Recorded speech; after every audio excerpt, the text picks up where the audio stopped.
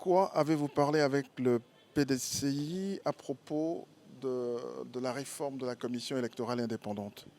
Pour nous, nous avons parlé de la réforme profonde de la CEI, devrais-je dire, immédiatement.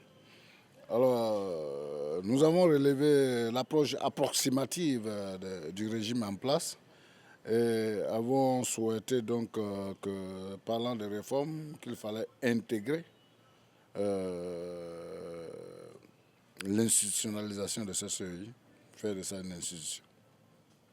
Parce que pour nous, l'institutionnalisation de la CEI va garantir son indépendance. L'institutionnalisation de la CEI garantit l'indépendance de la CEI en ce sens qu'elle aura ses moyens financiers et matériels qui lui assurent une indépendance, une autonomie vis-à-vis de l'exécutif. Parce qu'à ce jour, je voudrais rappeler à votre mémoire que c'est le gouvernement, l'exécutif donc, qui décide des dates d'élection, qui décide des modalités et qui confère, séance tenante, de l'argent à la CEI, qui les rémunère mensuellement. Alors que pour nous, il est question de leur donner aussi cette autonomie financière. Une institution, ça va lui permettre donc de pouvoir travailler clairement et de nous garantir des élections crédibles et véritablement démocratiques en Côte d'Ivoire. À part cela, il y a il y a la société civile qui réclamerait que, en fait, que ne participe à cette commission électorale indépendante, dans sa nouvelle formule, que des techniciens et que les partis politiques ne soient que des observateurs, que ça aiderait à cette indépendance-là dont vous parlez. Qu'est-ce que vous en pensez? Vous savez, quand je parlais de l'institutionnalisation, nous avons aussi nous pouvons vous parler de la question du code électoral, nouveau code électoral, de l'identification des Ivoiriens de façon générale et de l'établissement d'une nouvelle liste électorale. Mais dans notre proposition, en termes donc d'organisation, nous avons déjà mentionné un certain nombre de choses au niveau organisationnel, au niveau composition, au niveau donc du fonctionnement même de la CEI. Oui, nous sommes en phase avec la commission, la société civile. D'ailleurs, ce matin, nous étions en rencontre avec eux. Nous leur avons remis copie de notre proposition, donc de réforme de la CEI, le POESI notamment. Nous étions en réunion avec le POESI ce matin. Et non, ce n'est pas que la position de la société civile est mauvaise. Sinon, j'allais plutôt dire que c'est la position idéale pour la Côte d'Ivoire. Qu'il y ait des techniciens qui soient donc à la tête de la CEI, avec un présidium donc qui travaille, qui, par appel d'offres, recrute des techniciens qui viennent donc occuper des postes de responsabilité clairs en fonction des prérogatives de la CEI et qui deviennent des fonctionnaires de la CEI, y compris les représentations locales, tout et tout.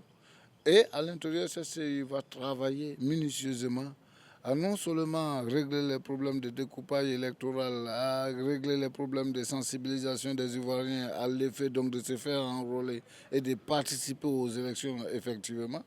Il est clair que si on parvient à mettre une CEI véritable sur les fonds baptismaux, bien évidemment, elle va travailler en toute sérénité et nous produira des résultats probants. Donc la position de la commission et de la société civile est la nôtre. Nous la partageons. Et notre proposition d'ailleurs va même au-delà en définissant les différentes directions au niveau donc, de la CEI, en définissant le mode organisationnel à travers donc, le territoire, en définissant le mode de découpage donc, électoral, en définissant en outre les différentes fonctions de la CEI. Alors, est-ce que vous avez des nouvelles du député Alain Leboyon? Oui, nous avons des nouvelles de Alain Leboyon. Moralement, ça va. C'est un lutteur, c'est un combattant. Il a sa dignité qui est intacte. Et il a conscience de ce que nullement son honorabilité n'est entamée. Parce qu'au clair, il est conscient et nous avec qu'il est un prisonnier politique pour des opinions, donc il s'est mis en prison. La communauté nationale et internationale est en train donc d'observer cette énième preuve du recul démocratique en Côte d'Ivoire et du regain de l'élan dictatorial en cours. Hier, le président de l'Assemblée nationale aurait rencontré le chef de l'État.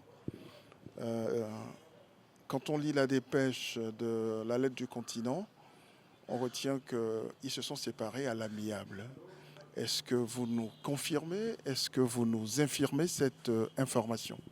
Mais je ne sais pas que vous répondre. Je n'étais pas à la rencontre, comprenez?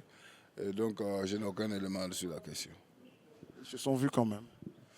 Je présume, si les médias en ont parlé, je présume qu'ils se sont vus. Est-ce qu'il sera au congrès de ce samedi, au congrès constitutif du RHDP de ce samedi? Est-ce que vous assurez qu'un démocrate en Côte d'Ivoire ira au congrès du RHDP? Un démocrate. Faire injure aux autres qui ont choisi le RHDP.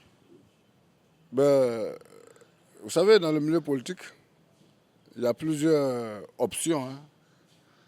Il y a des démocrates, il y a des antidémocrates, il y a des anarchistes, il y a des féodaux, il y a des monarchistes, il y a tout au niveau politique. J'ai dit, si Guillaume Soro est démocrate, il ne peut pas se retrouver au congrès constitutif du RHDP. Si Guillaume Soro est démocrate, il sera donc difficile qu'il s'y retrouve. Et en clair, il est limpide dans notre esprit que tout bon démocrate se tiendra loin du congrès du RHDP.